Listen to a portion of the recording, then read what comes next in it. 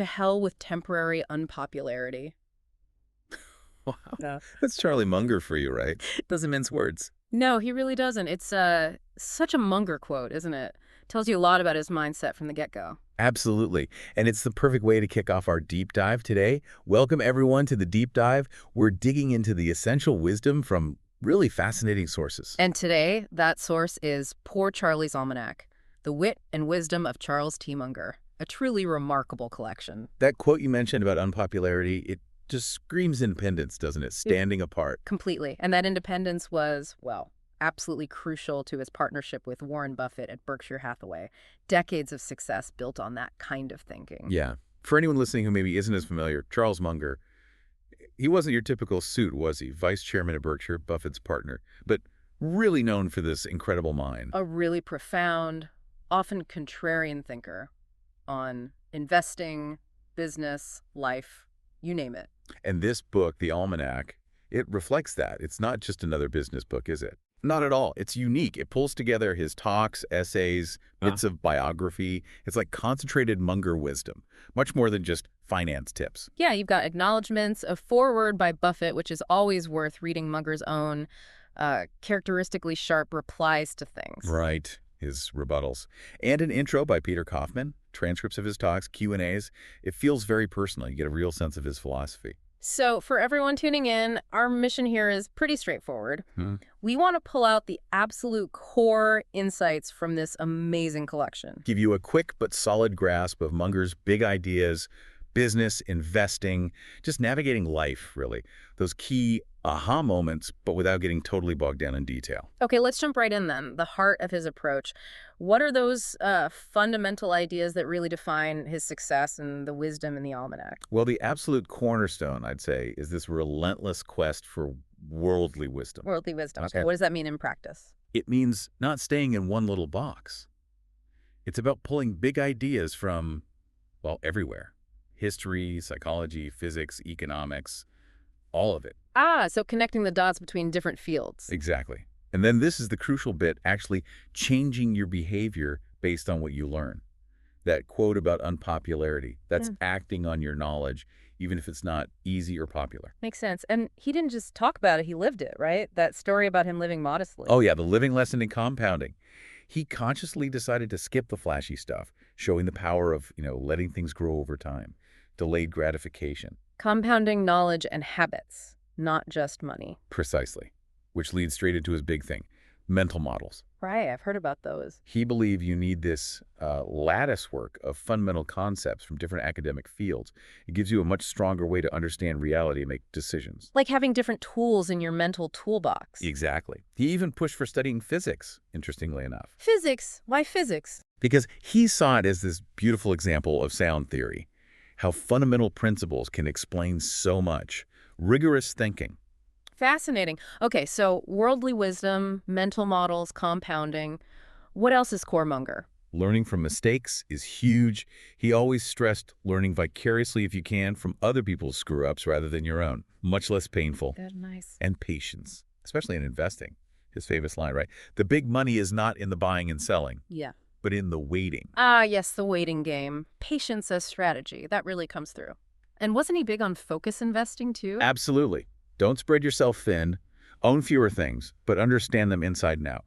Really know the business before you invest, and then stick with it. Fewer, better bets, basically. That's the idea. Deep understanding over broad, shallow coverage. Okay, so we're getting a picture here. Deep thinker, independent, multidisciplinary, patient. Now let's dig into his background. Where did this mind come from? What shaped him? Well, his early life has some interesting clues.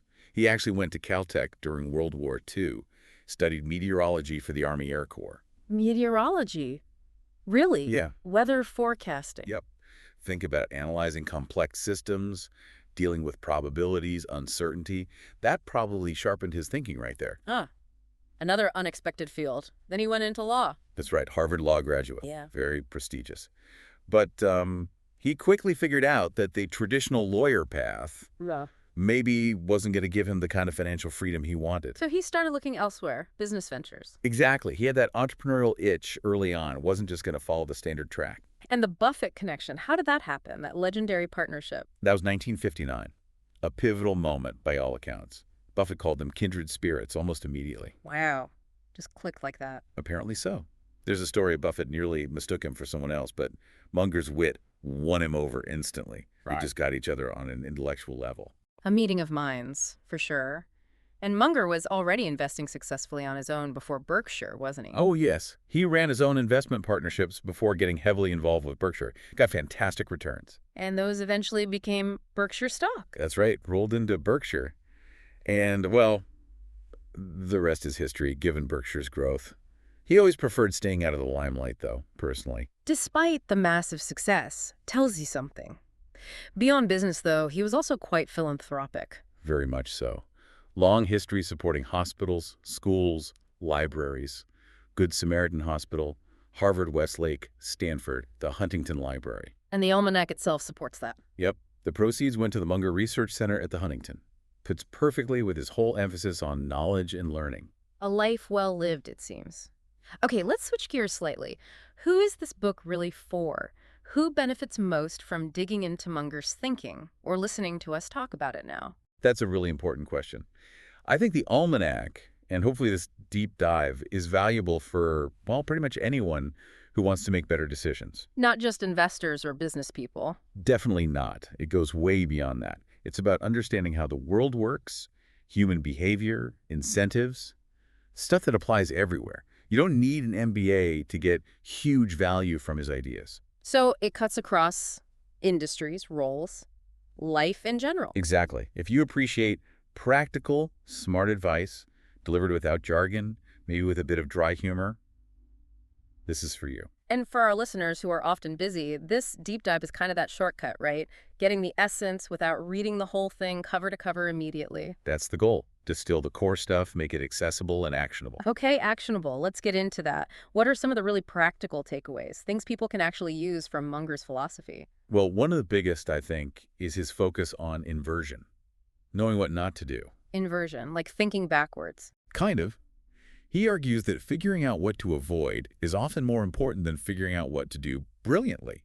Avoid biases, avoid dumb mistakes, avoid complexity where you don't need it. So, job one is just don't screw up. Huh. In a way, yes. Build that negative checklist first. He also talks a lot about moats. Economic moats, like castles. Exactly. Sustainable competitive advantages. What protects a business from competitors over the long haul? Understanding and finding those moats is key to his investment approach. Makes sense. Protects the long-term value. What about that weird analogy, the winning pari-mutuel player? Yeah. Think horse race betting. The odds change based on what the crowd bets. The smart player looks for when the odds are wrong when a horse's chance of winning is way better than the odds suggest. Okay. So how does that apply to investing? Munger says you should look for businesses where the market price is way too low compared to the company's real value. Find those few great opportunities where the odds are strongly in your favor, and then bet meaningfully. Don't bet often, but bet big when you see a mispriced opportunity. You got it. It's about recognizing those rare moments. He was also huge on incentives. Right, incentives. Show me the incentive and I'll show you the outcome. That's the one. He believed getting incentives right is absolutely fundamental. The Federal Express example is classic. Remind me of that one. They couldn't get packages sorted reliably overnight. They paid workers by the hour. Then they switched to paying them per shift, but they could go home once everything was sorted. So the incentive changed from logging hours to getting the job done fast and right. Bingo. Overnight, the problems basically vanished. Yeah. Align rewards with the results you want. Seems obvious, but Often missed. You mentioned the bigger multidisciplinary bag of tricks earlier, too. yeah, that ties back to the mental models. The more models you have from different fields, the better you can tackle complex problems. You're not stuck with just one way of looking at things. And telling people why. Why is that important? Because people are more likely to buy in, to cooperate, to trust, if they understand the reasoning behind a decision or a request. Even if they don't get all the details, the why matters. Builds trust and understanding. He also seems pretty realistic about bad behavior. Unchartered and crooked behavior, he called it. He was definitely a realist, understood human nature, knew that people might cheat or cut corners if the system allows it or incentivizes it badly. So you need systems to guard against that. Absolutely. Build in checks, balances, ethical frameworks don't just rely on goodwill. And related to inversion, he had that famous prescription for sure misery. Right. Figure out how to guarantee a miserable life. And then just avoid doing those things. It's a clever way to think about what actually leads to a good life. Classic Munger. Okay, let's pull back the curtain a bit. Any stories or anecdotes from the books that give us a better feel for Munger, the person, behind the scenes? Oh, the Almanack is full of them. Oh. Like his punctuality, he wasn't just on time. He insisted on being early, showed respect, preparedness. The little things like that. What about the Cardboard Charlie story? Huh.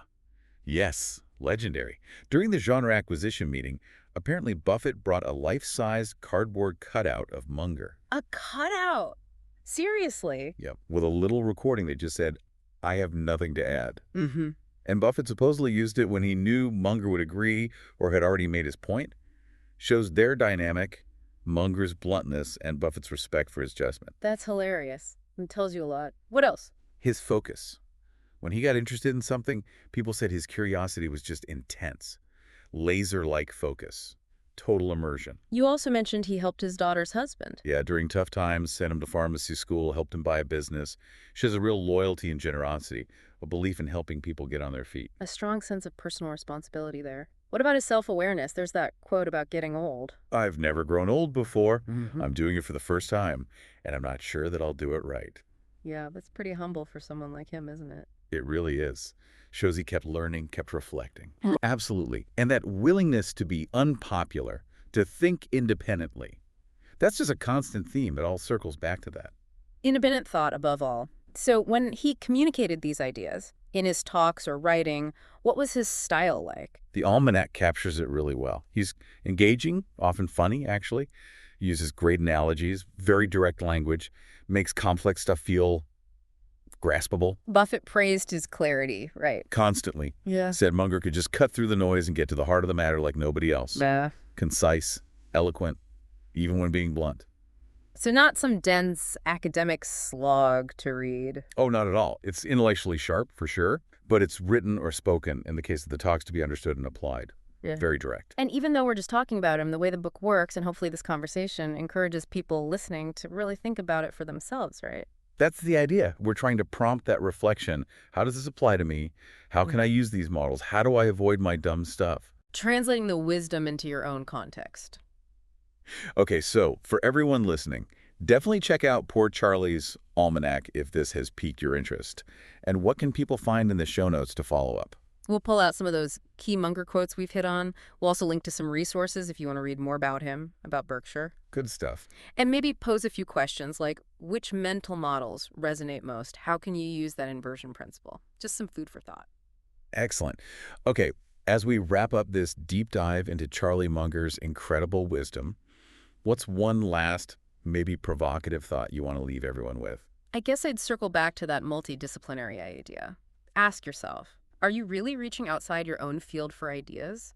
Are you actively building that worldly wisdom Munger talked about? Or are you stuck in one way of thinking? Exactly. And are you brave enough to think independently, even if it means, temporary unpopularity?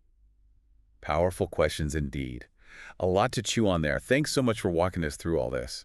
My pleasure. It's always fascinating revisiting Munger. And to everyone listening, we hope this deep dive has given you some valuable insights and maybe a useful shortcut into the brilliant mind of Charles T. Munger. Absolutely. Yeah. Until next time.